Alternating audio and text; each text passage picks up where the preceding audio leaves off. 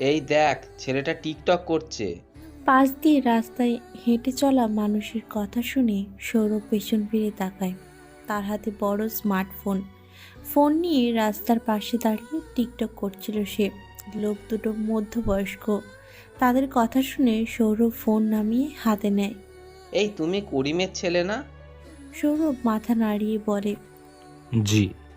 আগে তো ভালোই ছিলে, পড়াশোনা শেষ করেছো, তো রাস্তাঘাটে এরকম টিকটক করো কেন?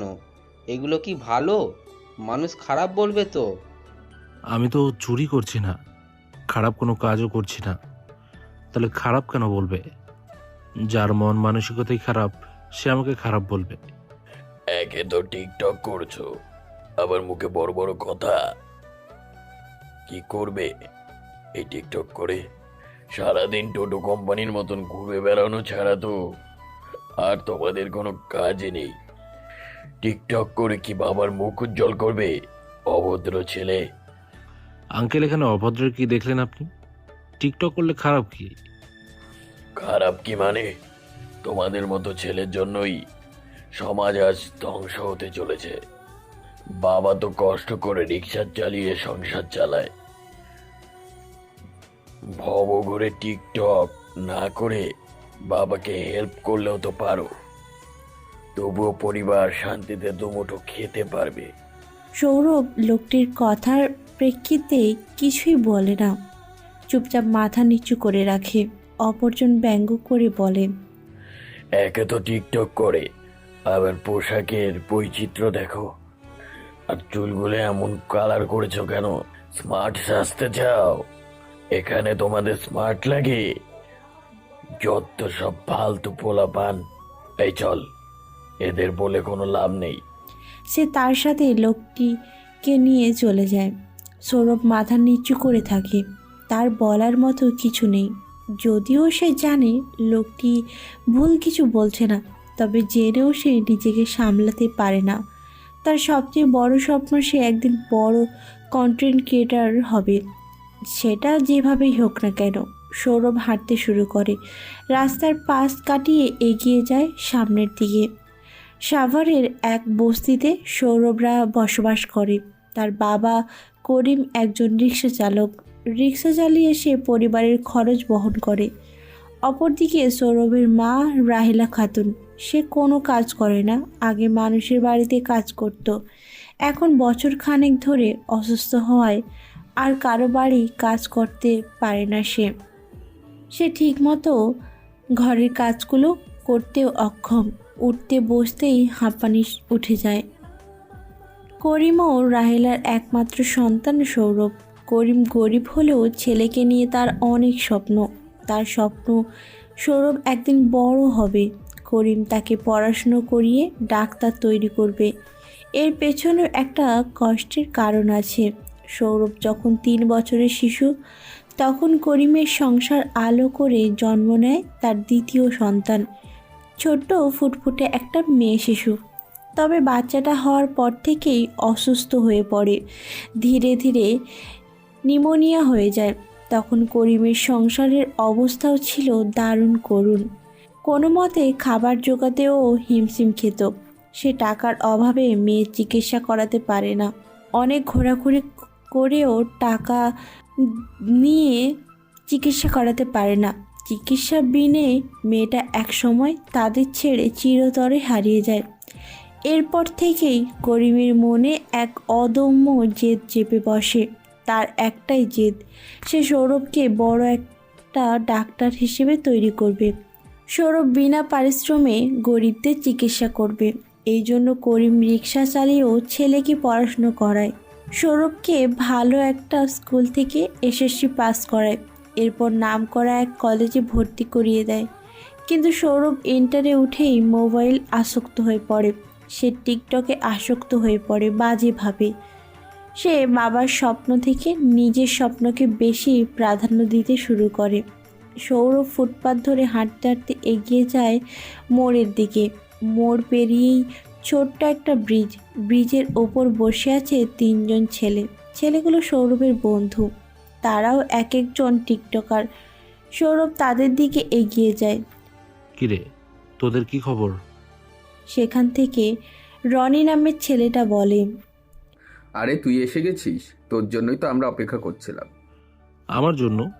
কেন, কি দরকার? আরে রনি একটা দারুণ আইডিয়া বের করেছে। কি আইডিয়া? বস আগে, তারপর সবকিছু বলছি। সৌরভ গিয়ে তাদের পাশাপাশি বসে। রনি সৌরভকে বলে, আমি একটা বুদ্ধি বের করেছি। কি বুদ্ধি? আমরা তো সবাই টিকটক করি, সবার ইচ্ছে বড় কন্টেন্ট ক্রিয়েটর হব ধীরে ধীরে। একটা কাজ করলে কেমন হয়? আরে বলবি তো কি কাজ? আমরা যদি সবাই মিলে ফানি ভিডিও করি তাহলে কেমন হয়? ফানি ভিডিওতে সেই ভিউ হয়, সবাই পছন্দও করে। আমরা 4 জন একসাথে ভিডিও তৈরি করব, সব রকমের ভিডিও তৈরি করব, কখনো ফানি, কখনো রোমান্টিক, আবার কখনো কখনো ফুড রিভিউ ভিডিও। তাহলে অনেক ভিউ হবে, সবাই আমাদেরকে চিনবে। আর আমাদেরকে একবার সবাই চিনলে তখন আর আমাদের ভাইরাল হওয়ার থেকে কেউ আটকাতে পারবে না। কিরে, বুদ্ধিটা কেমন? সত্যি তো, তোর বুদ্ধিটা দারুণ। তাছাড়া আমরা একসাথে ভিডিও করলে আমাদের সব ফলোয়ারগুলো একত্র হবে, এতে আরও বেশি বেশি জায়গায় ভিডিও যাবে, ভিডিও ফর ইউতে চলে যাবে। তারপর আমরা এভাবে টাকাও উপার্জন করতে পারবো। তখন আর বাড়ি সমাজ কেউ কিচ্ছু বলবে না, অপমানও করবে না। হ্যাঁ, আমি এটাই বলতে চাচ্ছি। এভাবে ভিডিও করলে দ্রুত আমরা ভাইরাল হয়ে যাব। ওকে, আমি রাজি। ঠিক আছে, তাহলে আমরা কালকে থেকে ভিডিও শুরু করব। কাল বিকেলে এখানে চলে আসবি। ঠিক আছে। সৌরভ বন্ধুদের সাথে আড্ডা দিতে থাকে। সময়ের মতো সময় গড়িয়ে যেতে থাকে। হঠাৎ তাদের সামনে ছোট্ট একটা ছেলে এসে দাঁড়ায়। ছেলেটা সৌরভের পাশের বাড়ির। সৌরভ ছেলেটিকে দেখে বলে, কি রে আয়ন, তুই এখানে কেন? ভাই তাড়াতাড়ি, তোমার মা তোমাকে ডাকছে। কেন রে, কি হয়েছে? করিম চাচার পায়ে আঘাত পেয়েছে, পা থেকে রক্ত পড়ছে। কি বলছিস? কিভাবে কি হলো? রিক্সা চালাতে গিয়ে অ্যাক্সিডেন্ট হয়েছে। বাবা কোথায় এখন? বাড়িতে এনেছে, তোমাকে দ্রুত যেতে বলেছে। হ্যাঁ, চল। সৌরভ আয়ানকে সঙ্গে নিয়ে বাড়ির দিকে ছুটে যায়। সাভারের এক কোণে গড়ে উঠেছে বড় একটা বস্তি। সৌরভদের বাড়িটা শেষ প্রান্তে। বস্তির মধ্যে কোনো মতে পা ফেলার জন্য ছোট্ট চিকন চিকন রাস্তা। সৌরভ চিকন গলি ধরে এগিয়ে যেতে থাকে। ইতিমধ্যে ভয়ে চিন্তায় তার মাথায় ঘাম জমেছে। সৌরভ ছুটে বাড়ির মধ্যে চলে যায়। চাটইয়ের বেড়া দিয়ে তৈরি ছোট্ট ছোট্ট দুটো রুম। একটায় সৌরভ, অপরটাতে তার মা বাবা থাকে। সৌরভ মা বাবার ঘরের মধ্যে ছুটে যায়। বিছানায় শুয়ে আছে করিম, তার পায়ে সাদা ব্যান্ডেজ করা। ব্যান্ডেজের উপরে রক্ত ভেসে উঠেছে। রাহেলার স্বামীর মাথার কাছে বসে ফুঁপিয়ে কান্না করছে। ঘরের মধ্যে আশেপাশে 2-3 জন প্রতিবেশী দাঁড়িয়ে আছে। সৌরভ বাবার কাছে এগিয়ে যায়। কি হয়েছে বাবা তোমার? পায়ে কিভাবে আঘাত পেলে? তেমন কিছু না বাবা, এই রিক্সাটা বাসের সঙ্গে ধাক্কা খেয়ে উল্টে গেছিল, তাই পায়ে সামান্য আঘাত লেগেছে। অনেক বড় ক্ষত হয়েছে তো, সামান্য কোথায়? ডাক্তার দেখিয়েছো? ওষুধ কিনেছো? করিম কিছু বলতে যাওয়ার আগেই রাহেলা কান্না করতে করতে বলে, এদিকে নজর দিয়ে তোর কি? মরে যাক তোর বাবা, তুই তো সুখে থাক। তোর তো আমাদের নিয়ে কোনো টেনশন নেই। তোর তো টিকটক করাই সব। তুই টিকটক কর গিয়ে, আমরা মরে গেলেও দেখার প্রয়োজন নেই। মা, এভাবে বলছো কেন? আমি কি তোমাদের ভালোবাসি না?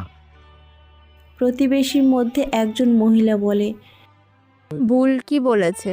তোর মা তো ঠিকই বলেছে। এত বড় একটা ছেলে থাকলে বৃদ্ধ বয়সে বাবাকে রিক্সা চালিয়ে খেতে হয়। এরকম ছেলে থাকার চেয়ে মরে যাওয়াই অনেক ভালো। ঠিক বলেছো ভাবি, এত বড় ছেলে কাজ করতে পারিস, তবু মা বাবা আরাম করে দুবেলা দুমুঠো খেতে পারে। এত বড় ছেলে লজ্জা লাগে না? বাবার কাঁধে বসে বসে অন্ন ধ্বংস করিস। আমার ছেলে হলে আমি কবেই বিষ খাইয়ে মেরে ফেলতাম। চাচি, তোমার ছেলেও তো কাজকর্ম করে না, অন্যের মেয়ে নিয়ে ফুর্তি করে বেড়ায়। প্রতিদিন একের পর এক বিচার আসে। আমি তো তোমার ছেলের মতো খারাপ কিছু করি না। কথায় আছে না, চোরের মায়ের বড় গলা। তোমার বেলায়ও সেটাই হয়েছে। সৌরভের জবাবে মহিলাগুলো তেতে ওঠে। রাহেলা বিছানা থেকে ছেলের কাছে এক প্রকার তেড়ে যায়। চট করে একটা থাপ্পড় বসিয়ে দেয় সৌরভের গালে। সৌরভ থাপ্পড় খেয়ে হতভম্ব হয়ে যায়। ছলছল নয়নে মাথা নিচু করে ফেলে। রাহেলা চিৎকার করে বলে, এই শিক্ষা দিয়েছি আমি তোকে, কিভাবে বড়দের সাথে কথা বলতে হয় এটাও ভুলে গেছিস। দিন দিন সন্ত্রাসীর মতো হয়ে যাচ্ছিস। তোর হাতে ফোন তুলে দেয়াই আমার সবচেয়ে বড় ভুল ছিল। ওরা তো ঠিক কথাই বলেছে, তোর মতো এত বড় একটা ছেলের বেঁচে থাকতে তোর বাবা কষ্ট করে রিক্সা চালিয়ে রোজগার করে, আর সেই রোজগার তুই খাস। লজ্জা করে না? একটুও বিবেকে বাঁধে না? লেখাপড়া করতে দিয়েছি, সেটাও তো নামমাত্র। লেখাপড়ার প্রতি কোনো মনোযোগ নেই, সব মনোযোগ টিকটকের প্রতি। কি হবে এই টিকটক করে? টিকটক কি আমাদের পেটে ভাত জুগিয়ে দিবে? এই দিন দেখার জন্য তোকে শিক্ষিত করেছিলাম, এই দিন দেখার জন্য তোকে দিনের পর দিন খেয়ে না খেয়ে বড় করেছিলাম। তুই বেরিয়ে যা আমার বাড়ি থেকে। তোর মতো ছেলে থাকার চেয়ে না থাকা অনেক ভালো। রাহেলার কান্না করে কথাগুলো বলতে থাকে। করিম বারবার রাহেলাকে মানা করলেও রাহেলা চুপ হয় না। আহা এলা, কি শুরু করলে তুমি? ছেলেটাকে এভাবে বকাঝকা করছো কেন? ছোট আছে তাই এমন করছে, বড় হলে সব ঠিক হয়ে যাবে। আর বকো না তো। কেন বকবো না? ও কিসের ছোট? ওকে ছোট বলে না। এত বড় ছেলে তোমার কাছে ছোট মনে হচ্ছে? দিন দিন ও যা নয় তা করে চলেছে। ওর জন্য মানুষের কাছেও সম্মান পাই না। সবাই বলে, এই দেখো টিকটকারের মা যাচ্ছে। গরিবের আবার ফুটানি, নিজেরাই খেতে পারে না, আবার ছেলেকে টিকটক করতে দিয়েছে। ওর জন্য কোথাও মুখ পাই না। এত বড় ছেলে থাকতে আমাদের কেন কষ্ট করতে হবে? পড়াশোনার পাশাপাশি সংসারের হাল ধরলে কি পারে না?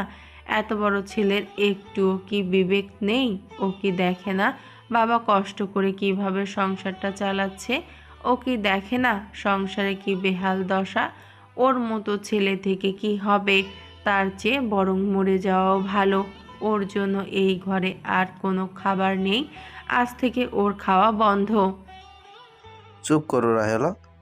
কাজ করুক আর না করুক, ছেলে কখনো মা বাবার কাছে ভারী হয় না। আমি এখনো বেঁচে আছি, আমি থাকতে ও কেন কাজ করবে? তুমি আর ওকে বকবে না। যা বাবা, তুই ওই ঘরে যা, মন খারাপ করিস না। মা এগুলো রাগে বলছে। সৌরভে আর মাথা তুলে তাকায় না। সে মাথা নিচু করে ঘর থেকে বের হয়ে আসে। নিজের ঘরে যায় না, বাড়ির বাইরে চলে যায়। তার চোখজোড়া ঝাপসা হয়ে আসে। সন্ধ্যা লেগে এসেছে, ধীরে ধীরে চারপাশ অন্ধকার হয়ে আসছে। সৌরভ মোড়ের অপর পাশে চলে যায় হাঁটতে হাঁটতে। এসে বসে রেল লাইনের ওপর। অনেকেই দূরে দূরে বসেছে। এদিকটায় সন্ধ্যায় কোনো ট্রেন যায় না, তাই সবাই রেল লাইনের ওপরেই বসে আড্ডা দেয়। সৌরভ সকলের থেকে কিছুটা দূরত্ব নিয়ে একাই বসে থাকে। তার চোখজোড়া আকাশের তারার মাঝে মিলে রয়েছে। সে এক ধ্যানে তাকিয়ে আছে আকাশের দিকে। তার চোখ থেকে এক ফোঁটা অশ্রু গড়িয়ে পড়ে। কিছুক্ষণ পর পর হিমেল বাতাস বইছে। শীতের শুরুতে হিমশীতল বাতাস এসে শরীরে কাটা দিচ্ছে, তবুও সৌরভের কোনো হেলদোল নেই। হঠাৎ তার কাঁধে কারো হাতে এসে পড়ে। সৌরভ চৌকিতে পেছনে তাকায়। রনি হাসি হাসি মুখে এসে সৌরভের পাশে বসে। কিরে, এখানে একা একা বসে কেন? আমাকে তো বলতে পারতি, তাহলে চলে আসতাম। সৌরভ কিছুই বলে না, চুপ করে থাকে। রনি সৌরভের মুখের দিকে তাকিয়ে বলে, তোর কি হয়েছে? চোখে পানি কেন? কিছুই হয়নি, চোখে কিছু একটা পড়েছে। না না, আমার কাছে কিচ্ছু লুকোনোর চেষ্টা করবি না। আমি জানি তোর কিচ্ছু একটা হয়েছে। মন খারাপ কেন, তাড়াতাড়ি বল। সৌরভ কিছুটা মলিন মুখে তাকিয়ে থাকে দূরে। তারপর একে একে খুলে বলে সবটা। রনি তার সবচেয়ে কাছের বন্ধু। রনি সৌরভের সব কিছুই জানে। সৌরভও রনিকে মনের কথা বলে হালকা হয়। এটা নতুন নয়, এর আগেও ঘটেছে। রনি কাঁধে হালকা চাপড় দিয়ে বলে, মন খারাপ করিস না, তবে তোকে একটু পরিবারের দিকেও ভাবতে হবে। টিকটক তো আমিও করি, সব সময় টিকটকের পেছনে সময় দিই। খুব বাজেভাবে আসক্ত হয়ে গেছি, যা থেকে বের হতে পারছি না। তবে আমার আর তোর পরিস্থিতি ভিন্ন। আমি যদি কর্ম নাও করি তবুও চলবে, কিন্তু তুই তো জানিস তোর পরিবারের অবস্থা কতটা করুণ। তুই টিকটক কর, ভিডিওতে সময় দে, আমি এটা কখনোই মানা করব না। তবে এর ফাঁকে পরিবারের জন্য কিছু একটা কর, কোনো একটা রোজগার শুরু কর, মা বাবার পাশে গিয়ে দাঁড়া। আমিও চাই বাবা মায়ের পাশে দাঁড়াতে। তারা আমাকে এতটা বড় করেছে, তাদের দেখাশোনা করা আমারও দায়িত্ব। কিন্তু আমি করবোটা কি? আমার করার মতো কোনো কাজ খুঁজে পাচ্ছি না। চাকরির চেষ্টা করেছি, এখনো করছি, তবে হচ্ছে না। সবাই বলে রিক্সা চালাতে, কিন্তু আমি লজ্জায় রিক্সা চালাতে পারি না। আচ্ছা তুই বল, রিক্সা চালাতে গিয়ে তোর কি লজ্জা লাগবে না? রাস্তায় কত চেনা জানা মানুষ, তাছাড়া টিকটকেরও অনেকেই আমাকে চেনে। আমি কোনোভাবে রিক্সা চালাতে পারবো না। আমি বুঝতে পারছি তোর অবস্থা। হ্যাঁ, রিক্সা চালাটা একটু লজ্জা লাগবেই। তুই একটা কাজ কর, চাকরির চেষ্টা কর। হাল ছেড়ে দিস না বন্ধু, বিভিন্ন জায়গায় চাকরির অ্যাপ্লাই কর, কোনো না কোনো জায়গায় ঠিক হয়েই যাবে। হ্যাঁ, সেটাই করব। আরে আন্টির উপর রাগ করিস না, আন্টির অভিমান করে এগুলো বলেছে। আমি মায়ের ওপর রাগ করিনি, সে তো ঠিকই বলেছে। এত বড় ছেলে হয়ে এখনো বাবার ঘাড়ে বসে খাচ্ছি, তাদের জন্য কিছুই করতে পারছি না। এটা লজ্জার বিষয়। আমি আসলেই খুব বাজেভাবে ফোনে আসক্ত হয়ে গেছি, কিন্তু কি করব বল? আমি সহজে এগুলো ছাড়তে পারছি না। মন খারাপ করিস না, সব ঠিক হয়ে যাবে। রনি সৌরভকে সান্ত্বনা দেয়। সৌরভ মন খারাপ করে বসে থাকে কিছুক্ষণ। দুই বন্ধু ওখানেই বসে থেকে কাটিয়ে দেয় ঘন্টার পর ঘন্টা। রাত কিছুটা বেশি হলে রনি আর সৌরভ উঠে দাঁড়ায়।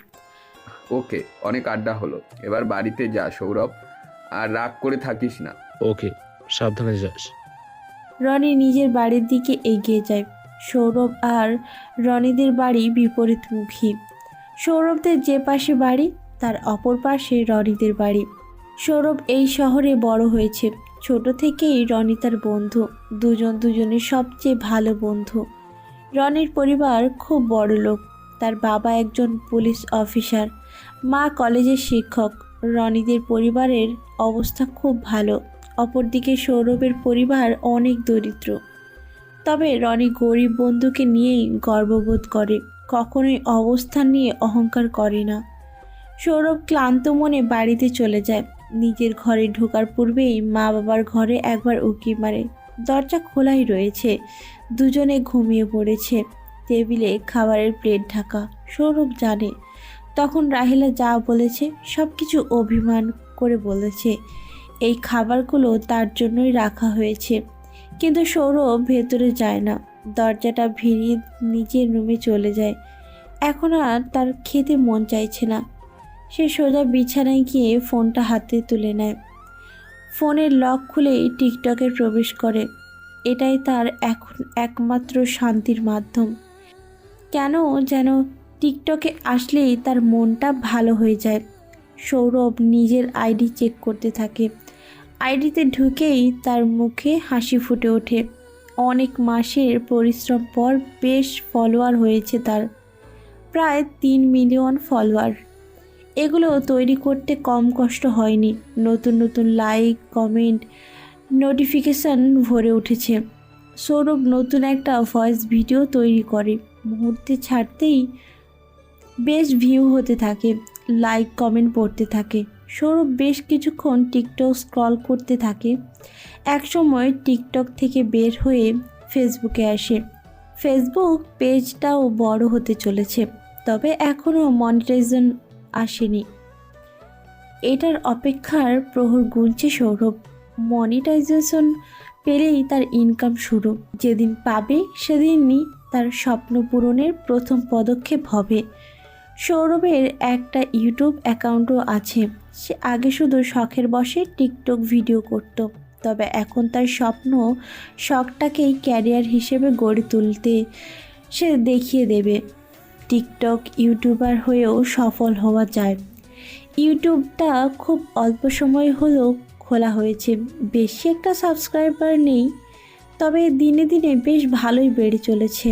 আর কিছু মাস এইভাবে চললেই আশা করা যায় ভালো কিছু একটা হবে। কিছুদিন পূর্বে সৌরভ বন্ধুদের সাথে পুরান ঢাকা গিয়েছিল, সেখানের ঐতিহ্য তুলে ধরতে। বিভিন্ন স্থান ও খাবার দাবার, সাংস্কৃতিক আচরণ নিয়ে একটা ভিডিও তৈরি করেছে। এই ভিডিওটার মাধ্যমে কম সময়ে খুব বেশি সাড়া পায় সৌরভ। অনেকেই কমেন্ট করেছে আরও এরকম ভিডিও চাই। এই জন্য তাদের কথা রক্ষাতে সৌরভ গোলাপগ্রামে চলে যায়। এটা ঢাকার শেষ প্রান্তে ছোট্ট একটা গ্রাম। সম্পূর্ণ গ্রামেই ফুলের চাষ করা হয়। বিভিন্ন রকমের ফুল গ্রামের আকর্ষণীয় বৃদ্ধি পেয়েছে বেশ। অনেক পর্যটকও আসা যাওয়া করছে। সৌরভ আজকে সেই ভিডিওগুলো ক্লিপ হিসেবে তৈরি করতে থাকে, এডিট করতে থাকে সুন্দরভাবে। সৌরভের এডিটের হাত খুব দারুণ। সে সুন্দর কিছু এডিট করেও আকর্ষণ করে ফেলতে পারে। এই জন্য আরও বেশি তার ভিডিও সকলে পছন্দ করে। সৌরভের ভিডিওটা তৈরি করতে করতে রাত প্রায় 2:30 বেজে যায়। সে ভিডিও তৈরি হলে 2:30টার দিকে ইউটিউবে আপলোড করে দেয়, আর ছোট্ট ছোট্ট কিছু ক্লিপ টিকটকে আপলোড করে। আপলোড এর পরপরই নিশাচর মানুষগুলো ভিডিওতে ভিউ বৃদ্ধি করতে থাকে। সৌরভের মুখে হাসি ফুটে ওঠে। তাহলে তার মতো আরও অনেকেই রাত জেগে রয়েছে, হয়তো কেউ সুখে, নয়তো কেউ কেউ আবারও দুঃখে। হঠাৎ সৌরভের ফোনে একটা মেসেজ আসে। সৌরভ মেসেজ ওপেন করে। এত রাতে নেটে কি করছো? কল ব্যাক করো। সৌরভের মেসেজের দিকে কিছুক্ষণ তাকিয়ে থেকে দীর্ঘশ্বাস ফেলে। আইডি ডিপিতে থাকা মেয়েটার দিকে তাকিয়ে থাকে কিছুক্ষণ, তখনই আবার মেসেজ আসে। কি হলো? সৌরভ এবার কল ব্যাক করে। কিছুক্ষণ রিং বাজতে বাজতে কল রিসিভ হয়। সৌরভ কিছু বলে না, চুপচাপ থাকে। অপর পাশ থেকে একটা মেয়ে কণ্ঠ ভেসে আসে। কি হলো, কথা বলছো না কেন? বলো। এত রাতে নেটে কি করছো? নিশ্চয়ই টিকটক। এছাড়া আর কী বা করবে তুমি? এই সময়টা অন্য কাজে দিলে জীবনে সফলতা পেতে। যাই হোক, কালকে তুমি ফ্রি আছো? সৌরভ ছোট্ট করে জবাব দেয়। কালকে আমার সাথে একটু দেখা করতে পারবে? পারবো। কোথায় আসতে হবে? যেখানে আমাদের প্রথম দেখা হয়েছিল। মনে আছে তো কোথায় প্রথম দেখা হয়েছিল? আমাকেই মনে নেই? সেটা কিভাবে মনে থাকবে? মনে আছে, লেকপার। এটা তাহলে মনে আছে। আমি ভেবেছিলাম আমার মতো এটাও ভুলে গেছো। আমি কোনোটাই ভুলিনি, আর কখনো ভুলবো না। সেটা আমাকে সময়ই বলে দিয়েছে। আচ্ছা, এগুলো বাদ থাক, কালকে দেখা হলে বলবো। ওকে। একটা কথা রাখবে আমার? বলো। অনেক দিন পর দেখা, প্লিজ কাল একটু সময় করে এসো। বাকি দিনের মতো অপেক্ষা করিও না। ওকে, বাই। বাই। সৌরভের কথা শেষ করতেই অপর পাশ থেকে খট করে কলটা কেটে দেয়। সৌরভ ফোনের স্ক্রিনের দিকে কিছুক্ষণ তাকিয়ে থাকে। মেয়েটার নাম মাইসা। ফুলবাড়িয়ায় তাদের বাড়ি। বড়লোক বাবার একমাত্র মেয়ে। তাদের প্রথম দেখা হয়েছিল অনাকাঙ্ক্ষিতভাবে। তখন সৌরভ নতুন নতুন টিকটক শুরু করেছে। লেক পার গিয়েছিল রিভিউ ভিডিও করতে। সেখানেই মাইশার সাথে দেখা। এরপর অনাকাঙ্ক্ষিতভাবে পরিচয়।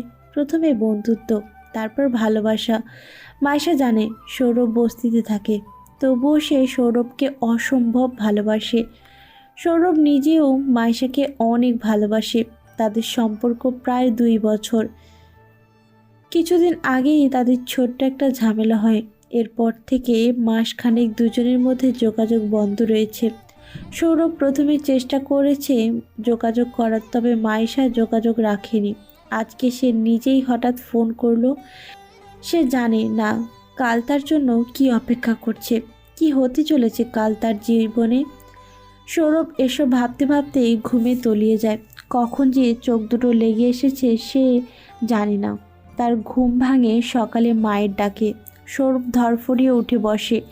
ফোন হাতে নিয়ে দেখে সকাল 8টা বেজে গেছে। সৌরভ দ্রুত ফ্রেশ হয়ে রুমে আসে। তখনই রাহিলার ডাক পড়ে। সৌরভ, সৌরভ। আসছি মা। সৌরভ মা বাবার ঘরে ঢোকে। করিম বিছানায় শুয়ে আছে। তার পায়ের ক্ষত সারতে কিছুদিন লেগে যাবে। রাহিলা মেঝেতে মাদুর বিছিয়ে খাবার নিয়ে বসেছে। কালকে খাবার বেড়ে রেখেছিলাম, খাসনি কেন? খিদা লাগছিল না। খিদা লাগছিল না নাকি আমি বলেছি তাই রাগ করে না মা, আমি তোমার কথায় রাগ করিনি। তুমি তো যা বলেছ সত্যি বলেছ। আমার আসলেই কিছু একটা করা উচিত। তাহলে বুঝেছিস, এতদিনে কিছু একটা করার চেষ্টা কর বাবা। তোর বাবাও এখন কিছুদিন ঘরে পড়ে থাকবে। এভাবে চলতে থাকলে আমরা চলবো কিভাবে, খাবো কি? আমি চাকরির চেষ্টা করছি, তাছাড়াও আমি দেখছি কি করা যায়। তুমি চিন্তা করো না। কিছু একটা অন্তত কর। রাহেলার কথা বলতে বলতে সৌরভকে খাবার বেড়ে দেয়। সৌরভ খাবার তুলে খেতে থাকে। আমি তোকে একটা কথা বলবো, রাখবি? কেন নয়, বলো তুমি কি বলবে। তুই টিকটক করা বাদ দে। টিকটক করা ভালো না। কি হবে টিকটক করে? মানুষেও খারাপ বলে। সৌরভের মায়ের কথার জবাবে কিছুই বলে না, চুপচাপ মাথা নিচু করে রাখে। রাহেলা আবার বলে, কি হলো, আমার কথাটা রাখবি? সৌরভ কিছুক্ষণ চুপ করে থাকে, তারপর শান্ত কণ্ঠে বলে, সরি মা, তোমার সব কথা রাখলেও এটা রাখতে পারবো না। আমি চাকরির ব্যবস্থা করছি, তবে টিকটক করা আমার একটা শখ, স্বপ্ন। এটা আমি কিছুতেই ছাড়তে পারবো না। সৌরভের কথায় রাহেলা আবারও রেগে যায়। খিটখিটে কণ্ঠে বলে, টিকটক করে তোর লাভটা কি? এর পেছনে ছুটে নিজের জীবনটা কেন নষ্ট করছিস? আর এই টিকটক করা ছাড়া তোর কি যোগ্যতা আছে? যে মানুষ তোকে চাকরি দেবে সবাই জানে তুই একটা ভবঘুরে ছেলে। এই টিকটককে এতটা ব্যাহত সময় নষ্ট করে জীবনেও তোকে কেউ চাকরি দেবে না, আর না কেউ কখনো তোকে ভালো বলবে। তোর কার্যকলাপের জন্য আমরা শান্তিতে থাকতে পারছি না। প্রতিদিন শত শত অপমান সহ্য করতে হচ্ছে। অনেক হয়েছে, দয়া করে এবার আমাদের একটু শান্তি দে। দয়া করে আমাদেরকে রেহাই দে। হয়তো টিকটক ছাড়, নয়তো আমাদেরকে ছাড়। সৌরভ মায়ের কথায় ভীষণ ব্যথিত হয়। চোখ জোড়া ঝাপসা হয়ে আসে, আর মুখে খাবার তুলতে পারে না, শুধু কান্না মিশ্রিত কণ্ঠে বলে, সবাই আমাকে এত ঘেন্না কেন করছো? আমি টিকটক করে কি এমন ক্ষতি করেছি? আমি তো কারো কোনো ক্ষতি করছি না, বরং মানুষকে আনন্দ দিচ্ছি। তোকে কেন মানুষকে আনন্দ দিতে হবে? তুই কি জোকার? এত ভাইরাল হওয়ার স্বপ্ন তোর? পেটে যদি ভাত না থাকে তাহলে এত ভাইরাল হয়ে কি করবি? একটা কথা মনে রাখিস, যার যত নাম তার তত বদনাম। করিম বিছানায় থেকে সৌরভকে বলে, তোর মা ঠিক বলছে বাবা, একটু ঠান্ডা মাথায় চিন্তা করে দেখো, একটা কর্মজীবন বেছে নিলে তুই কতটা জয়ী হবি। আর দিনের পর দিন এভাবে ভিডিওর পিছনে সময় কাটালে মানে তোর জীবনটাই ধ্বংস করে ফেললা। আমি বলছি না তুই এটা একদম বাদ দিয়ে দে, সকলের জীবনেই বিনোদনের প্রয়োজন, তবে তুই যেটা কাজের পাশাপাশি কর। আগে জীবন, পরে বিনোদন। তুই হয়তো বুঝতে পারছিস না, তবে আমরা বুঝি। তুই এতো টিকটকের নেশায় অনেক চেঞ্জ হয়ে গেছিস। তুই নিজেই দেখ শরীরের কি অবস্থা হয়েছে। তাছাড়া তোর চালচলনের, কথাবার্তার মাঝে অনেক পরিবর্তন এসেছে। মানুষ এখন তোকে বোকাটে হিসাবে চেনে। বোকাটে ছেলেদের সাথে ঘুরে ঘুরে এখন তুইও বোকাটে হয়ে গেছিস। সবাই তোকে খারাপ হিসাবে চেনে, অন্যরকম নজরে দেখে। সব কিছু মিলে ধীরে ধীরে খুব খারাপের দিকে এগিয়ে যাচ্ছিস তুই। একবার অন্তত ওইসব থেকে বের হয়ে আয়। সৌরভ সব কিছুই মনোযোগ দিয়ে শোনে, তারপর শান্ত কণ্ঠে বাবাকে বুঝিয়ে বলে, বাবা, আমি বুঝতে পারছি তোমাদের কথা, কিন্তু আমার দিকটাও একটু ভেবে দেখো। আমি তো কোনো অন্যায় করছি না। আমার স্বপ্ন, আমি একদিন বড় কন্টেন্ট ক্রিয়েটর হব। তাছাড়া এভাবে টাকা উপার্জন করা যায়। আমি তো খারাপ কিছু করছি না। সবাই আমাকে চিনবে, সবাই আমার ভিডিও দেখবে, এখানে খারাপের কি আছে? সমাজের মানুষ চাই বলুক, এতে আমার কিছুই যায় আসে না। শুধু তোমরা আমাকে ভুল বোঝো না। আমার যাই হয়ে যাক না কেন, ভিডিও করা ছাড়তে পারবো না। তাহলে তোর শেষ কথা এটাই, তুই ভিডিও করা ছাড়বি না? না। সৌরভ কথা শেষ করার আগেই রাহেলা তার গলার শক্তপোক্ত হাতে একটা থাপ্পড় বসিয়ে দেয়। তুই তাহলে আজকে থেকে আমাকে আর মা বলে ডাকবি না। আজ থেকে আমি তোর কেউ নই। তোর জন্য আমি সমাজে এত চাপ সহ্য করতে পারবো না। মানুষের কাছে নিচু হতে পারবো না। তোর এই বখাটে চালচলনের জন্য কথা শুনতে হয় আমাকে। আমি আর এসব শুনবো না। আজ থেকে ভেবে নিবি তোর আর কোনো মা নেই, তোর মা মরে গেছে। রাহেলার কথা শেষ করে কাঁদতে কাঁদতে বাইরে চলে যায়। সৌরভ থাপ্পড় খেয়ে হতভম্ব হয়ে যায়। তার চোখ জোড়া থেকে টপ টপ করে অশ্রু গড়িয়ে পড়তে থাকে। মায়ের কথায় কষ্ট পাস না, তবে একটু একান্ত ভেবে দেখিস। তোর মা যা বলছে তোর ভালোর জন্যই বলেছে। এইবার এই আসক্তি থেকে বের হয়ে আয়। সৌরভ বাবার কথায় জবাব দেয় না। বসা থেকে উঠে ঘরের বাইরে বের হয়ে আসে, যে দেখিয়ে চলে যায়। করিম ছেলের যাওয়ার দিকে তাকিয়ে দীর্ঘশ্বাস ফেলে। সৌরভ রাস্তার পাশ দিয়ে হেঁটে এগিয়ে যেতে থাকে। পাড়ার মোড়ে আসতেই সামনে দেখে কিছু সিনিয়র ভাই বসে আড্ডা দিচ্ছে। তাদের সাথে সৌরভের তেমন একটা ভালো সম্পর্ক নয়। সৌরভ না দেখার ভান করে তাদের পাশ কাটিয়ে চলে যেতে চায়। তখনই তাদের মধ্যে একজন বলে ওঠে, এই দেখ আমাদের পাড়ার টিকটকার। কি রে, মুখ লুকিয়ে পালাচ্ছিস কেন? সৌরভ কিছুই বলে না। তাদের মধ্যে আরেকজন বলে ওঠে, আরে ওইসব টিকটক ছাপড়িদের কথা বাদ দে। টিকটক করে কারা? যাদের কর্মকাজ নেই। বস্তির ছাপড়ি পোলাপানরা টিকটক করে। তা ঠিক বলেছিস, টিকটকার মানেই তো প্রতিবন্ধী। প্রতিবন্ধী আবার কাজ পাবে কিভাবে? আমাদের এলাকায় এসব ছাপড়িদের দখলে চলে যাচ্ছে, এইসব আটকানোর প্রয়োজন। সৌরভ এবার আর দমে যেতে পারে না। ছেলে দুটোর সামনে এসে বলে, তোমরা কি আমাকে ছাপরি বলছো? হ্যাঁ, তোকেই বলছি। শুধু তোকে কেন, যে টিকটক করে তাদেরকেই বলবো। টিকটক তো ছাপড়িরাই করে। আরে টুকাইদের কাজ না থাকলে কি করবে? ওদের কাজ দেবে কে? কোনোভাবে সময় তো কাটাতে হবে। দুজন কথা বলে জোরে জোরে হাসতে থাকে। সৌরভ চোয়াল শক্ত করে বলে, সকল টিকটকাররাই ছাপরি নয়। আর টিকটক মানেই খারাপ কিছু, এমন মনোভাব চেঞ্জ করা প্রয়োজন। আমি ভালো ভালো রিভিউ দেই, ভালো শালীন কন্টেন্ট তৈরি করি। এখানে খারাপের কি আছে? যাদের যোগ্যতা নেই তারাই কেবলমাত্র অন্যের দেখে জ্বলে। সৌরভের কথা শুনে ওরা দুজন আবারও হাসতে ফেটে পড়ে। তোর যোগ্যতা নিয়ে আমাদের হিংসা হয়। তোর কি যোগ্যতা আছে রে? আমাদের লেভেলে আছিস? জানিস আমরা কত মাইনে পাই? তুই টুকাইগিরি করে কত পাস? আসছে যোগ্যতা নির্ণয় করতে। আরে বাদ দেন এইসব ছোট লোকের কথা। এইসব ছোট লোকের কথা এত কান দিস না। বাপ রিক্সা চালিয়ে খায়, আর ছেলে এসেছে যোগ্যতা নির্ণয় করতে। যারা রিক্সা চালিয়ে খায় তারা কি মানুষ না? হ্যাঁ অবশ্যই মানুষ। রিক্সা চালক স্বাভাবিক মানুষ হলেও টিকটকাররা স্বাভাবিক মানুষ নয়। আমরা তাদের প্রতিবন্ধীদের নজরে দেখি। এবার কিন্তু বেশি বাড়াবাড়ি হয়ে যাচ্ছে। কেন বাড়াবাড়ি করলে কি করবি তুই? মারবি? নে মার, মার দেখা। ছেলেটা কথা বলতে বলতে সৌরভকে ধাক্কা মারতে থাকে। একে একে দুজনের মধ্যে ঝামেলা তৈরি হয়। আশেপাশের লোকজন জড়ো হতে থাকে। ছেলে দুইটা মিলে সৌরভকে বিভিন্নভাবে শাসাতে থাকে। তারা সৌরভকে ধমকাধমকি করতে থাকে। তোমরা আমার শরীরে হাত দেবে না, নয়তো কিন্তু ভালো হবে না। কি করবি কর না, আমরাও দেখছি। ছেলেটা সৌরভকে আবারও ধাক্কা মারে।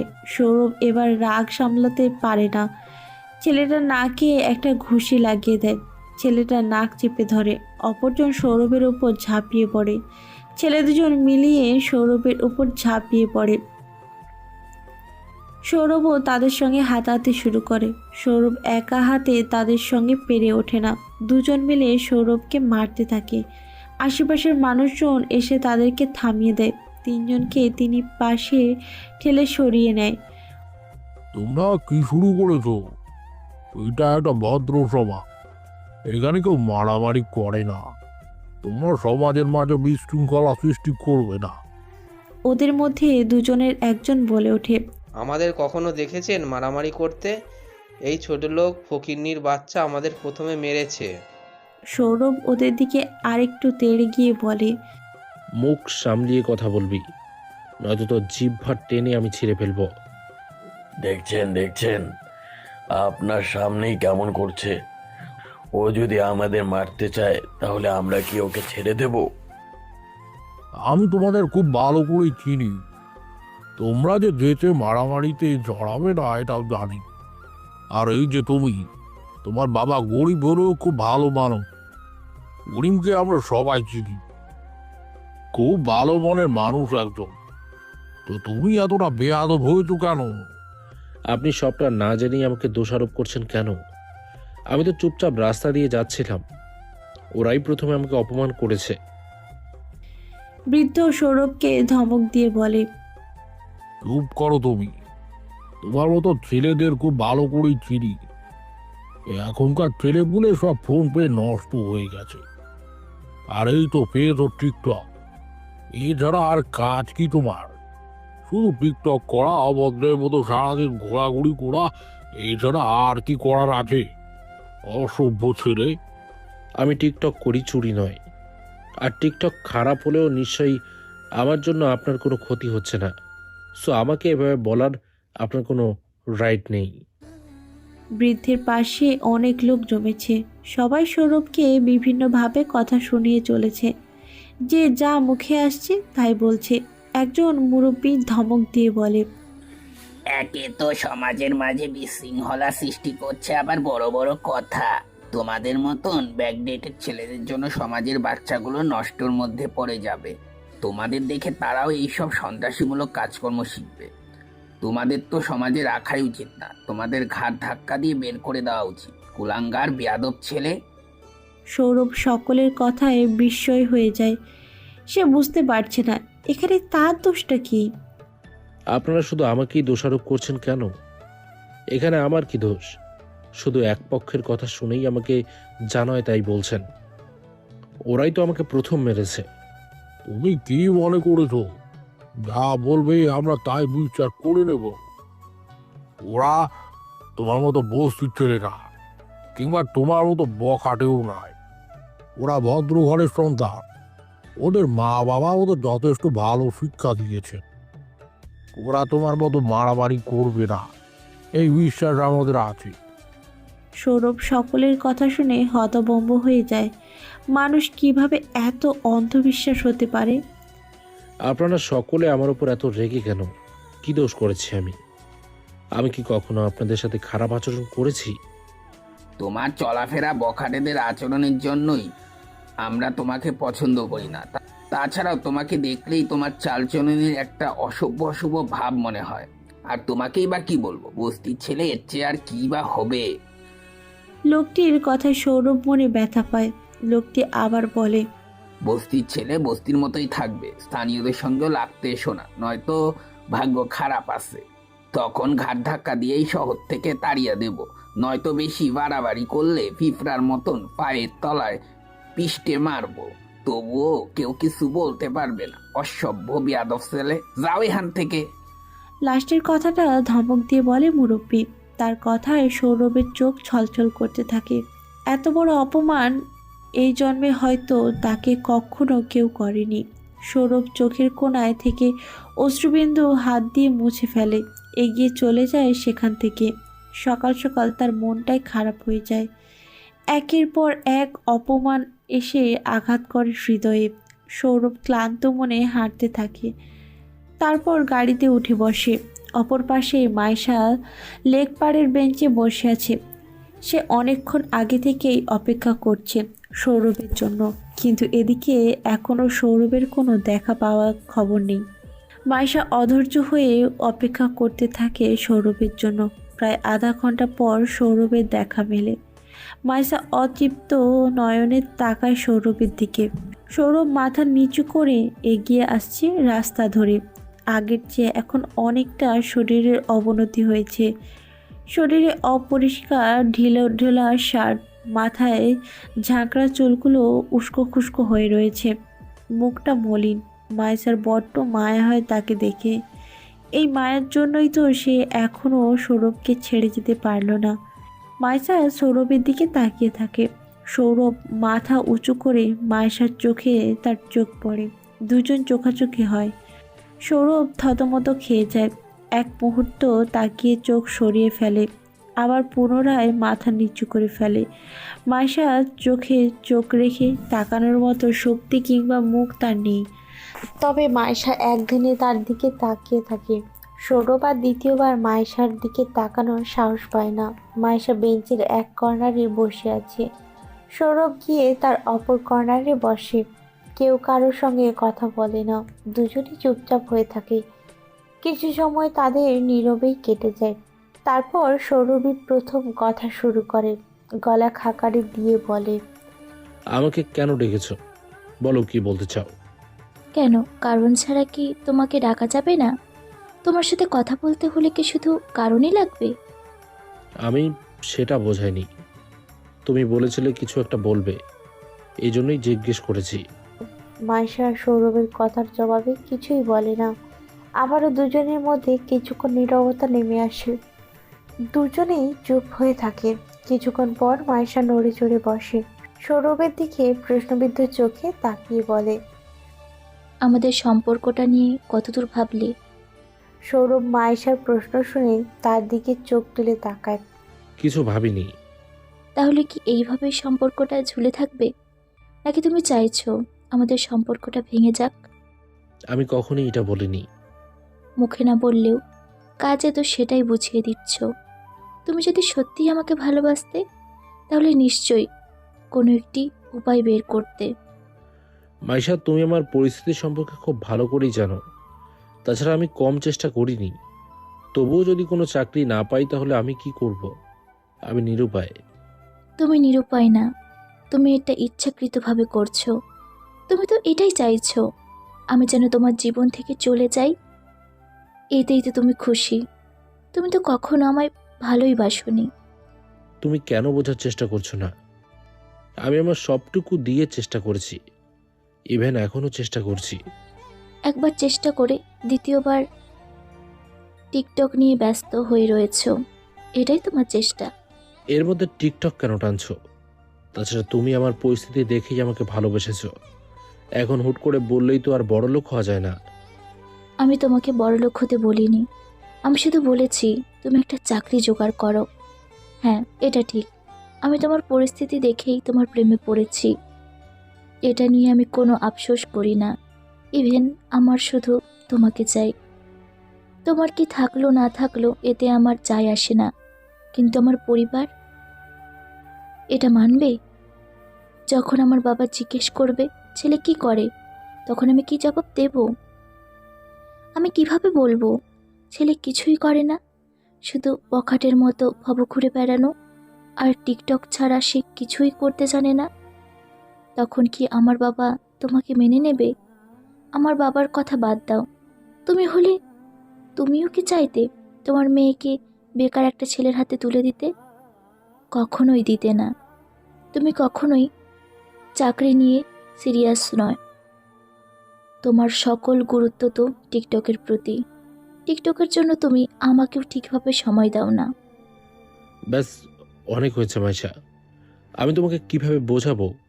আমি চেষ্টা করছি, যদি না হয় এখানে আমার কি করার আছে? আচ্ছা, আমি এটা আপাতত বাদ দিলাম। তুমি আমাকে একটা কথা স্পষ্ট করে বলবে? কি কথা? তোমার কাছে আমি গুরুত্বপূর্ণ নাকি টিকটক বেশি গুরুত্বপূর্ণ? এটা কেমন প্রশ্ন মাইশা? আমার কাছে দুটোই গুরুত্বপূর্ণ। তুমি যেমন আমার কাছে গুরুত্বপূর্ণ, তোমাকে ছাড়া আমি বাঁচবো না, তেমন টিকটকও আমার কাছে একটা বড় স্বপ্ন।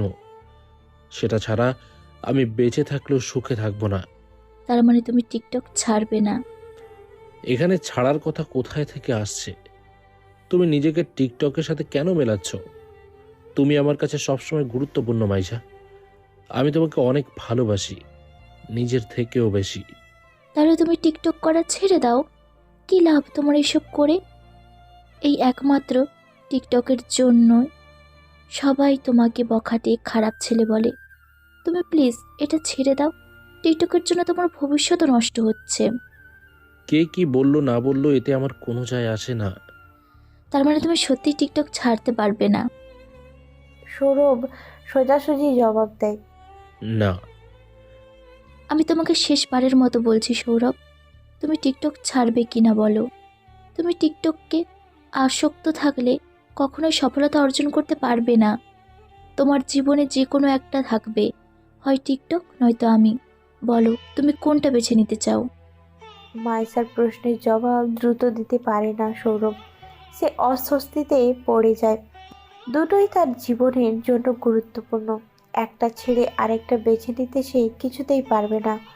সৌরভ মাইসার দিকে তাকিয়ে বলে, আমি দুটোর কোনোটাই ছাড়তে পারবো না, তুমি বোঝার। সৌরভের কথা শেষ করতে দেয় না, থামিয়ে দিয়ে নিজেই বলে, থাক, আর কিছু বলতে হবে না তোমাকে। আমি তোমার থেকে দূরে সরে গেলাম। যেদিন তুমি চাকরি জোগাড় করতে পারবে সেই দিনই আমাকে পাবে। আমি আর টিকটক সম্পর্কে তোমার কিছুই বলবো না, শুধু এতটুকু বলবো, আজ থেকে আমাদের আর কোনো সম্পর্ক নেই। তুমি নিজের হাতেই সম্পর্কটা শেষ করে দিলে। যেদিন চাকরি পাবে বা সফল হতে পারবে, একমাত্র সেই দিনই তুমি আমাকে তোমার পাশে পাবে। এতে যদি তুমি আমাকে স্বার্থপর লোভী ভাবো, তবুও আমার কোনো কিছুই করার নেই। তবে এটাই আমার শেষ কথা, আজ থেকে আমাদের আর কোনো সম্পর্ক নেই। মাইসা কথা শেষ করেই বসা থেকে উঠে দাঁড়ায়। হাতে পার্স ব্যাগটা তুলে নিয়ে পেছনে ফিরে হাঁটতে থাকে। সৌরভ বার কয়েক মাইসাকে ডাকলেও মাইসা আর পেছনে ফিরে তাকায় না। সে বাইরে চলে যায়। সৌরভ অসহায় হয়ে বসে থাকে বেঞ্চের এক কোণে। আজকে দিনটা তার জন্য অশুভ হয়ে ধরা দিয়েছে। একটা দিনেই কত শত মানুষকে হারিয়ে ফেলছে সে, কত শত অভিমান, কষ্ট, অপমান সহ্য করেছে। সবাই শুধু সৌরভকে ভেঙে দিতেই প্রস্তুত, কেউ তাকে বোঝার চেষ্টা করছে না। সৌরভের চোখ জোড়া জলে টইটম্বুর হয়ে যায়, যেন একটু পরেই চোখ উপচে ঝরঝর করে বৃষ্টির মতো অশ্রু ঝরবে। সৌরভ দীর্ঘশ্বাস ফেলে। এছাড়া এখন আর তার কিছু করার নেই। সৌরভের বেশ কিছু ঘন্টা কেটে যায় এভাবেই বসে থেকে। দুপুর গড়িয়ে ধীরে ধীরে বিকেল হয়ে যায়। সূর্যের তেজ আস্তে আস্তে কমতে থাকে। সারাদিন সৌরভ না খেয়ে থাকায় ক্লান্ত হয়ে পড়ে, যেন শরীরে বিন্দুমাত্র শক্তি নেই। পেটের মধ্যে খিদের যন্ত্রণা বাড়ছে। সে ক্লান্ত নিবিড় শরীরটা টেনে তোলে। ক্লান্ত টলমল পায়ে হাঁটতে হাঁটতে বাড়িতে এসে পৌঁছায়। বাড়ি এসেই সরাসরি নিজের ঘরে ঢুকে পড়ে। করিম ছেলের অস্তিত্ব টের পেয়ে গলা খাকারি দিয়ে বলে, সৌরভ এসেছিস? হ্যাঁ বাবা। এতক্ষণ কোথায় ছিলি? সেই কোন সকালে বাড়ি থেকে বের হয়েছিস? বাইরেই ছিলাম। সারাদিন তো পেটে কিছুই পড়েনি, খিদে লেগেছে বোধ হয় অনেক। দেখ, তোর ঘরে খাবার রাখা আছে, আর রাগ করে থাকিস না, খাবারটা খেয়ে নে। সৌরভ বাবার কথার প্রেক্ষিতে কিছুই বলে না। টলমলের চোখে টেবিলে তাকায়। টেবিলে খাবারের প্লেট ঢেকে রাখা। সৌরভ সেদিকে তাকিয়ে সামান্য হাসে, তবে খাবার হাতে ছুঁয়েও দেখে না। ক্লান্ত শরীরটা নিয়ে বিছানায় গা এলিয়ে দেয়। বিছানায় শুয়ে পড়তেই চোখ জোড়া লেগে আছে। সে মুহূর্তেই ঘুমের মধ্যে হারিয়ে যায়। বিকেল পেরিয়ে যাচ্ছে। মোড়ের উপরে দাঁড়িয়ে আছে রনি, আকাশ ও নীল। তিনজন অপেক্ষা করছে সৌরভের জন্য, তবে এদিকে সৌরভের কোনো দেখা নেই। আমার মনে হয় সৌরভ আসবে না। আমারও তাই মনে হচ্ছে, হয়তো বাড়িতে কোনো দরকার পড়ে গেছে। বলছিল তো আসবে, কিন্তু আসছে না কেন বুঝি না। চল, নয়তো আমরাই যাই। তা আসবে না, আসলে এতক্ষণে চলেই আসতো। হ্যাঁ চল, আমরাই যাই। রনি, আকাশ আর নীল তিনজন মিলেই সামনের দিকে হাঁটতে থাকে। সৌরভ যেহেতু আসছে না, তাই আজকের জন্য তারা তিনজনেই ব্লগ করবে বলে সিদ্ধান্ত নেয়। তবে ব্লগ করতে হলে প্রথম সুন্দর জায়গা নির্ধারণ করতে হবে। কোন জায়গায় ভিডিও তৈরি করবে সেটা কেউ বুঝতে পারছে না। তিনজন মিলে চিন্তাভাবনা করতে থাকে কোথায় ভিডিও তৈরি করা যায়, কারণ ব্যাকগ্রাউন্ড সুন্দর না হলে ভিডিও ভাইরাল হয় না। মূল থিমের সঙ্গে সঙ্গে ব্যাকগ্রাউন্ড নির্বাচনও গুরুত্বপূর্ণ। তিনজন মিলে একত্রে আলোচনা করতে থাকে। অবশেষে ডিসিশন ফাইনাল করে তারা আজকে মেন রোডের পাশে ভিডিও তৈরি করবে। রনি, আকাশ ও নীলকে নিয়ে মেন রোডে চলে যায়। এই দিকটায় খুব ব্যস্ত রাস্তা, অধিক গাড়ি চলাচল করলেও জায়গাটা সুন্দর। রাস্তার পাশ ঘেঁষে সুন্দর সুন্দর রকমের ফুল ফুটে রয়েছে, এতে সৌন্দর্য আরও বৃদ্ধি পেয়েছে। তারা সব কিছু ঠিকঠাক করতে থাকে রাস্তার পাশ ঘেঁষে। ক্যামেরাম্যান নীল। অবশ্য নীল একজন প্রফেশনাল ফটোগ্রাফার। সে ভিডিও ছবি তুলতে খুব ভালো পারে, এই জন্য তাকে ক্যামেরাম্যান হিসেবে দেওয়া হয়েছে। অপরদিকে রনি আর আকাশ মিলে ফানি ভিডিও তৈরি করবে, কিছু ভয়েস মেক করবে। লাস্টের দিকে জায়গাটা নিয়ে একটা ব্লগ করার চিন্তাভাবনাও আছে। নীল ক্যামেরা নিয়ে নিজের জায়গায় দাঁড়িয়ে পড়ে। ক্যামেরার সামনে রনি আর আকাশ রয়েছে। নীল তাদেরকে সব কিছু বুঝিয়ে দেয়। আমি যখন স্টার্ট বলবো তখনই তোরা শুরু করবি, আর যেভাবে যেভাবে বলছি ঠিক সেভাবে সেভাবে সব কিছু করবি। আর হ্যাঁ, যেহেতু আমরা মেন রোডের পাশে রয়েছি, তাই একদম ভিডিওতে বেখেয়ালি হয়ে পড়িস না। রাস্তায় গাড়ি ঘোড়ার দিকে নজর রাখিস। রনি নীলকে তাড়া দিয়ে বলে, আচ্ছা আচ্ছা, এইসব বলতে হবে না, আমরা বুঝতে পেরেছি। তুই তাড়াতাড়ি শুরু কর, আমরা রেডি। একটু পরেই সন্ধ্যা নেমে আসবে, সন্ধ্যার আগেই সব কিছু শেষ করতে হবে। ওকে। নীল মেকি হেসে ক্যামেরা হাতে তুলে নেয়। রনি আর আকাশ ভয়েসের মতো ভিডিও তৈরি করতে প্রস্তুত। নীল সব কিছু রেডি হলে স্টার্ট বলে। নীল বললেই তারা ভয়েস অনুযায়ী মুখ মেলাতে থাকে আর সেভাবেই অঙ্গভঙ্গি করে। নীল ভিডিও করতে করতেই হাসতে থাকে। এদিকে রাস্তায় ও কিছু মানুষ জমেছে, সবাই কৌতূহল চোখে তাদেরকে দেখছে। বেশ সময় নিয়ে তারা কয়েকটা ভিডিও তৈরি করে।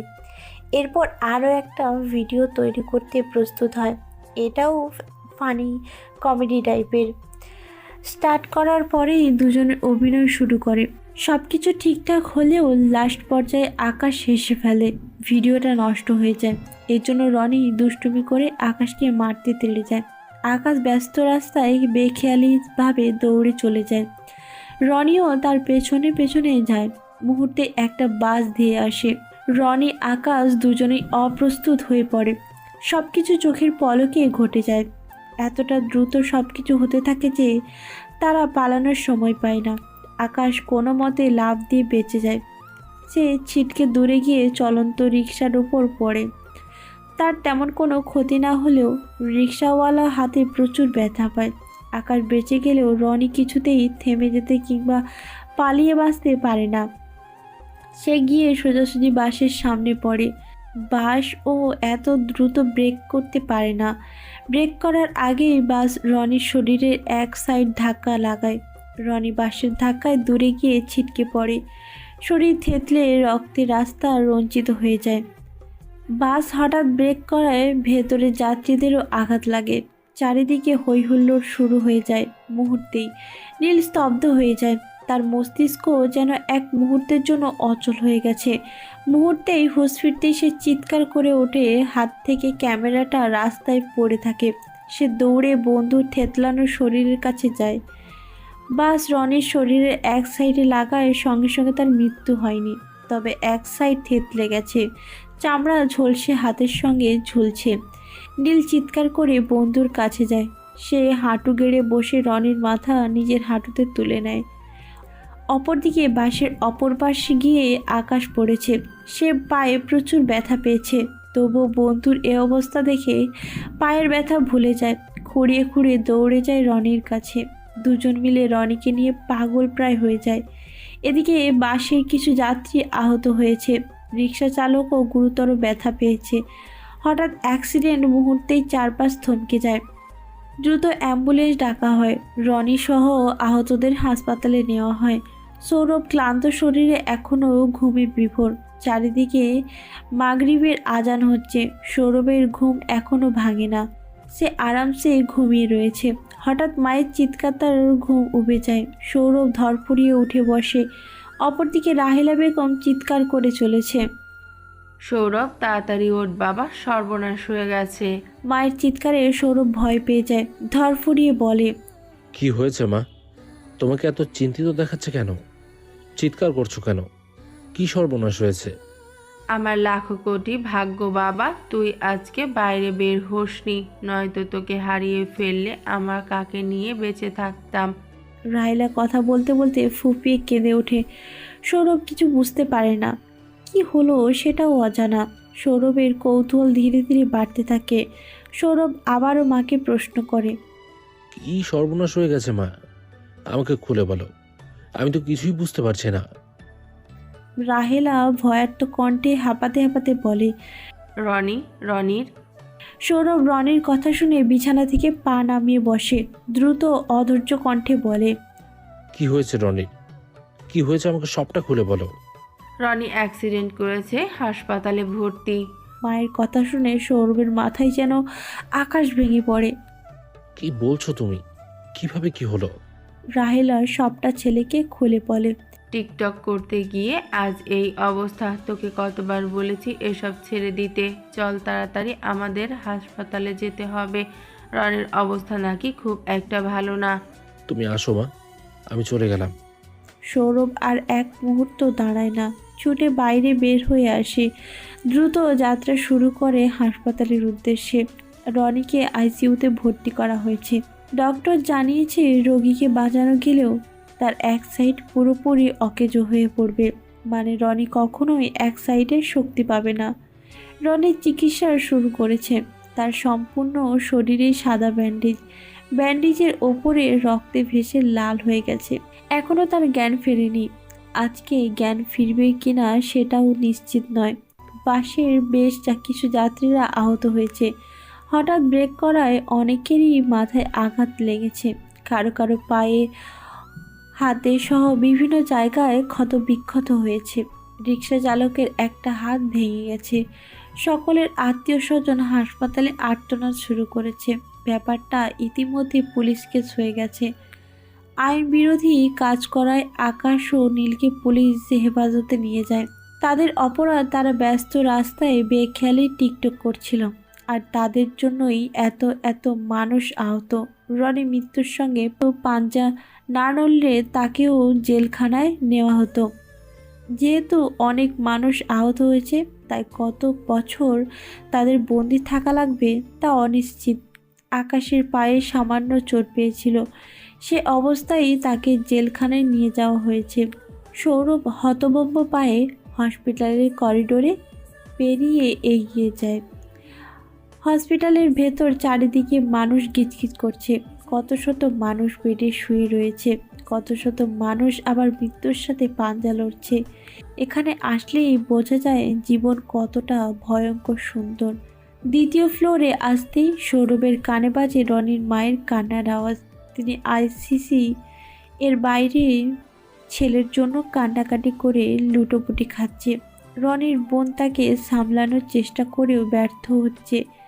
ডক্টর বারবার নিষেধ করছে যেন রোগীর কাছাকাছি কেউ কান্না না করে, তবে মায়ের হৃদয় কি তা বোঝে?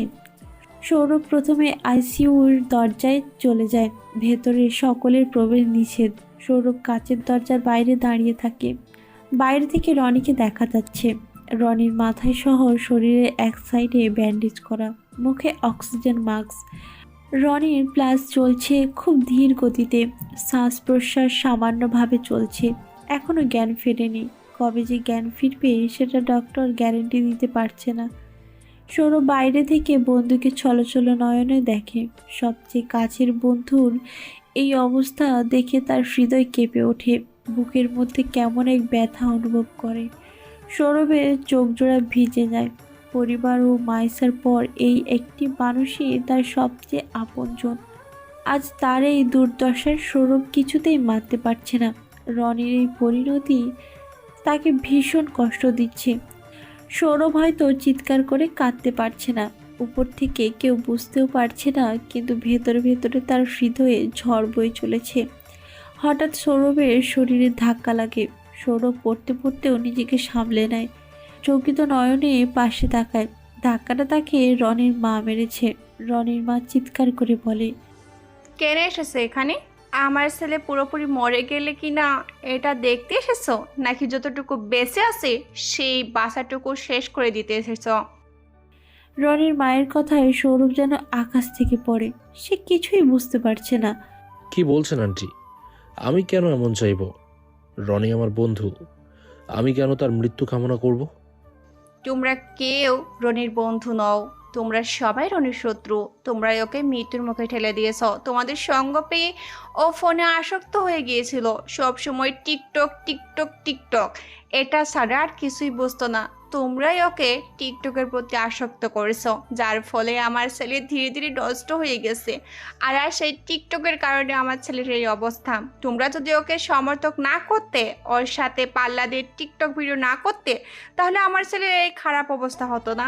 আমার ছেলের পরিস্থিতিও আজকে এমন হতো না যে বন্ধু নিজের বন্ধুকে খারাপ পথে নিয়ে এগিয়ে দেয় তারা আবার বন্ধু নাকি? তোমরা কেউ রনির বন্ধু নও, তোমরা সবাই রনির শত্রু। রনির মা কথাগুলো বলতে বলতে কান্না করতে শুরু করে। সৌরভ তার মায়ের কথার জবাবে কিছুই বলতে পারে না, বলার মতো কিছুই নেই ও। কারণ আন্টি যা বলছে সেটাই সঠিক। তাদের সঙ্গ পেয়েই তো রনি টিকটকে আসক্ত হয়ে গেছিল। কিন্তু সৌরভ তো কখনোই চায়নি তার ভাইয়ের সমতুল্য বন্ধুর এই পরিণতি হোক। সৌরভ অপরাধবোধ আর অপমানে লজ্জায় মাথা নিচু করে ফেলে। তার চোখ ফেটে জল বেরিয়ে আসে। রনির মা একের পর এক চিৎকার চেঁচামেচি করতে থাকে। চুপ করো, ভাইয়াকে এভাবে বলছো কেন? ওদের কি দোষ? ওরা তো আর ভাইয়ার ক্ষতি চাইবে না। তুমি আর এভাবে বলো না। চুপ কর তুই, আমি যা বলছি ঠিকই বলছি। ওদের জন্যই আজ আমার ছেলেটার এই অবস্থা। হয়তো আমার ছেলেটা কোনোভাবে বেঁচে ফিরবে, কিন্তু ওর এই জীবন থেকে লাভ কি? রনির এক সাইড পুরোপুরি অকুশো হয়ে গেছে। কখনো নিজের পায়ে হাঁটতেই পারবে না, কখনো নিজের হাতে খেতে পারবে না। এই জীবন থেকে লাভ কি? যে ক্ষতিটা হলো তা কি আর কখনো উঠে আসবে? আমার ছেলের জীবনটা নষ্ট হয়ে গেল, আমার ছেলের ভবিষ্যৎটা নষ্ট হয়ে গেল। তুমি আমার ছেলেকে দেখতে এসেছো না? চলে যাও তুমি। তোমাদের কাউকে আমার সহ্য হচ্ছে না, দয়া করে এখান থেকে চলে যাও। ভাইয়া, আম্মুর কথা কিছু মনে করবেন না। বুঝতেই তো পারছেন ভাইয়ার এই অবস্থায় আম্মুর মাথা ঠিক নেই। প্লিজ কিছু মনে করবেন না। এখন যদি এখান থেকে চলে যান তাহলে খুব ভালো হয়। সৌরভ মাথা নাড়িয়ে বলে, সমস্যা নেই, আমি এখনই চলে যাচ্ছি। আর আমি আন্টির কথায় রাগ করিনি। আমার মা হলেও এই একই কথা বলতো। আমি আসছি। সৌরভ চোখ মুছতে মুছতে ওখান থেকে চলে আসে। তবুও তার দু চোখ বেয়ে অঝরে অশ্রু গড়িয়ে পড়তে থাকে। সৌরভ কান্না আটকাতে পারে না। কখনো প্রাণপ্রিয় বন্ধুকে এভাবে দেখতে হবে সৌরভ সেটা কল্পনাও করেনি। সময় সময়ের মতো গড়িয়ে যায়, দিনের পর দিন, সপ্তাহের পর সপ্তাহ কেটে যেতে থাকে। প্রায় 15 দিন পর আকাশ ও নিলয় নামে সরকারিভাবে কেস হয়ে যায়। তাদের এই বেখেয়ালির কারণে যেমন অনেক মানুষ আহত হয়েছে, তেমন অনেক ক্ষতিও হয়েছে। সকলের ক্ষতিপূরণ এবং জরিমানা স্বরূপ টাকা দেওয়ার পর তাদের দুজনের জামিন হয়েছে। অপরদিকে রনি এখনও হসপিটালের বেডে রয়েছে। আগের চেয়ে তার শরীর কিছুটা সুস্থ, জ্ঞান ফিরেছে, তবে শরীরের এক সাইড পুরোপুরি অকেজ। এটা আর কখনোই ঠিক করা পসিবল নয়। রনিকে এখন থেকে বেঁচে থাকতে হবে এভাবেই, পঙ্গু হয়ে।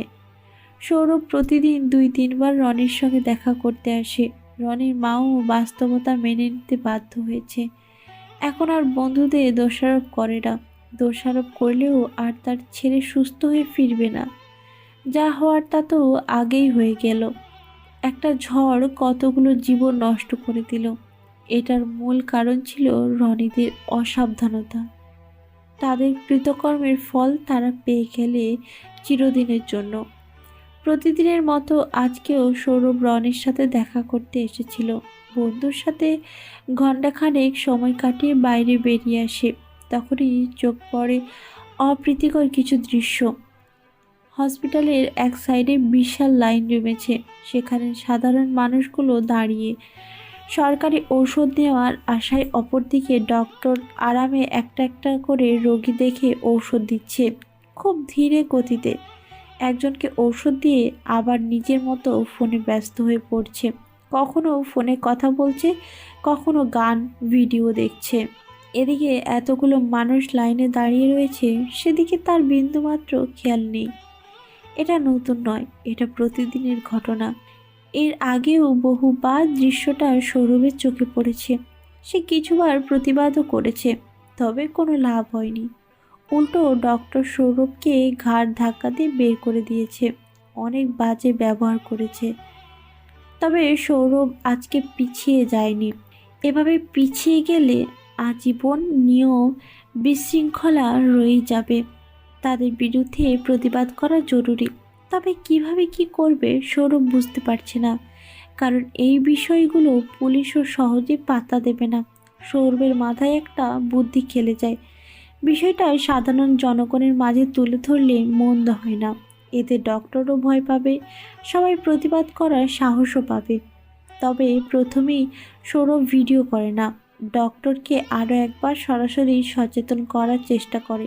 প্রতিদিনের মতো আজকেও লম্বা লাইন লেগেছে, অসংখ্য মানুষ জড়ো হয়েছে। সবাই দাঁড়িয়ে থাকতে থাকতে অতিষ্ঠ হয়ে গেছে।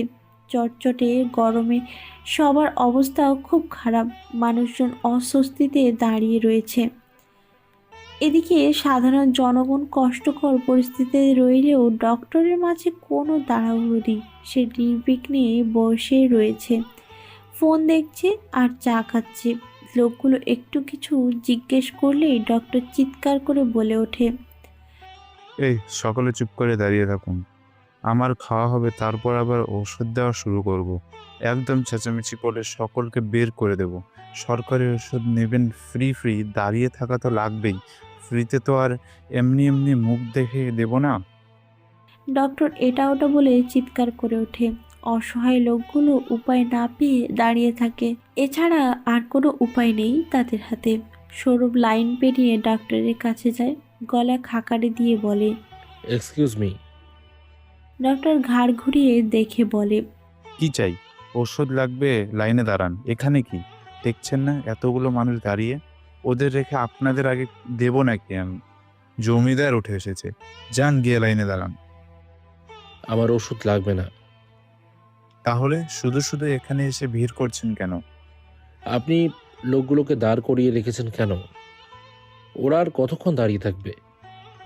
ঔষধ দেওয়া কেন বন্ধ করে দিয়েছেন? এই জবাব কি আমি আপনাকে দেব? কোথাকার কে আপনি? আমার যখন ইচ্ছা হবে আমি তখন দেব। এটা আপনার বাড়ি নয় যে আপনার ইচ্ছা মতো সব কিছু চলবে। এটা সরকারি প্রতিষ্ঠান। আপনি একজন সরকারি কর্মী। আপনাকে নিয়োগ দেওয়া হয়েছে সাধারণ জনগণের সুবিধার জন্য। আপনার নিশ্চয়ই খাওয়ার টাইম এখন নয়, খাওয়ার জন্য একটা ব্রেক রয়েছে, তখন খাবেন। আপনি যত তাড়াতাড়ি দেবেন এই মানুষগুলো তত তাড়াতাড়ি যেতে পারবে। তাদের এভাবে দাঁড় করিয়ে রেখেছেন কেন? এই কৈফিয়ত আমি আপনাকে দেব না। আমাকে জ্ঞান দিতে এসেছেন। এখানে 10 বছর ধরে চাকরি করি আমি, আপনাকে জ্ঞান দেওয়ার প্রয়োজন নেই। যান এখান থেকে, যত সব। আপনি একজন ডক্টর, আপনার ব্যবহার এত খারাপ কেন? একজন পেশাদার মানুষের ব্যবহার এত খারাপ? এই খারাপের কি দেখেছিস তুই? এখান থেকে যাবি নাকি ঘর ধাক্কা দিয়ে বের করে দেব? আপনি যদি সাধারণ জনগণকে সঠিকভাবে ঔষধ না দেন তাহলে আমি আপনার বিরুদ্ধে প্রতিবাদ করব। তোর যা ইচ্ছে তাই কর, দেখি কি করতে পারিস। আমাকে ভয় দেখাস? তোর মতো কত মানুষ দেখলাম, যা ভাগ। ডক্টর এক প্রকার ধমকাধমকি করে সৌরভকে তাড়িয়ে দেয়। সৌরভ রাগান্বিত হয়ে ওঠে। সে শার্টের পকেট থেকে বের করে মোবাইল ফোন। সে পকেটে ফোনটা কৌশলে রেখেছিল। এতক্ষণ তাদের সম্পূর্ণ কথাবার্তা ফোনে ভিডিও চলছিল। সৌরভ ক্যামেরা অন করে ডক্টরের কাছে গিয়েছিল, কারণ সে জানে ডক্টর তার সাথে কি ব্যবহার করবে। এই ভিডিওটাই এখন তার কাজে লাগবে। সাধারণ জনগণের কাছে এই তথ্যগুলো তুলে ধরলে ডক্টররাও ভয়ে সাবধান হয়ে যাবে। কেউ কখনো সাধারণ মানুষের প্রতি এমন দুর্ব্যবহার করবে না, আর জনগণের মাঝেও এক অদৃশ্য সাহস বাড়বে। সৌরভ ফোনটা মুখের সামনে নিয়ে ভিডিওটা অন করে, নিজস্ব বাচন ভঙ্গিতে বলে, আসসালামু আলাইকুম এভরিওয়ান। আশা করি আপনারা সকলেই ভালো আছেন এবং সুস্থ আছেন। আমিও ভালো আছি। তো আমার খুব কাছের একজন বন্ধু অসুস্থ হয়, প্রায় 15 দিন যাবৎ আমি নিয়মিত হাসপাতালে আসা যাওয়া করছি। এখানে 4-5টা দেখেছি, তা আমার মনে হয় এই বিষয়টা আপনাদের মাঝেও শেয়ার করা উচিত। প্রথমত ডক্টরের সাথে আমার কথোপকথনের আরও একটা ভিডিও দেওয়া থাকবে, সেটাও একটু কষ্ট করে দেখে নেবেন। তাছাড়াও এই ভিডিওতে আমি আরও কিছু তথ্য তুলে ধরব। সৌরভ ভিডিওতে পালবিকের লাইনটা দেখায় এবং সে সম্পর্কে সব কিছু খুলে বলে। শুধু এতটুকুই নয়, এখানের প্রত্যেক ডক্টরই এমন অসভ্য ধরনের, অথচ তাদের হওয়ার কথা ছিল বিনয়ী।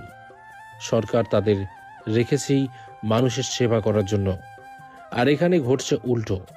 ডক্টর একজন মানুষকে যা ইচ্ছে তা ভাবেই গালাগালি বা ব্যবহার করছে। এছাড়াও হাসপাতালের পরিবেশ খুবই খারাপ। আপনারা হয়তো ইতিমধ্যেই ভিডিওতে দেখেই আন্দাজ করতে পারছেন হাসপাতালের পরিবেশটা আসলে কেমন। প্রত্যেক জায়গায় ময়লা আবর্জনা, এখানে ঠিকমতো পরিষ্কার করা হয় না। এছাড়াও পর্যাপ্ত পরিমাণে ডাস্টবিন নেই। আশা করি আমার ভিডিওটা কোনো দায়িত্বশীল মানুষের কাছে পড়বে, আর সে তার প্রতিরোধ করবে। আজকের ভিডিও এ পর্যন্তই। এরপর আমাকে পাবেন পরবর্তী ভিডিওতে। সকলকে ধন্যবাদ। সৌরভ ভিডিও করা শেষ, ফোন পকেটে ঢুকিয়ে রাখে, সাবলীল ভঙ্গিতে বাইরে বের হয়ে আসে। সে চাইছিল না ডক্টরের বিরুদ্ধে কোনো ব্যবস্থা নিতে, তবে ডক্টর কোনো কিছুতেই মানতে নারাজ। এই জন্য সৌরভ বাধ্য হয়ে ভিডিওটা করেছে, আর তার ভিডিও অনেকের কাছেই যায়।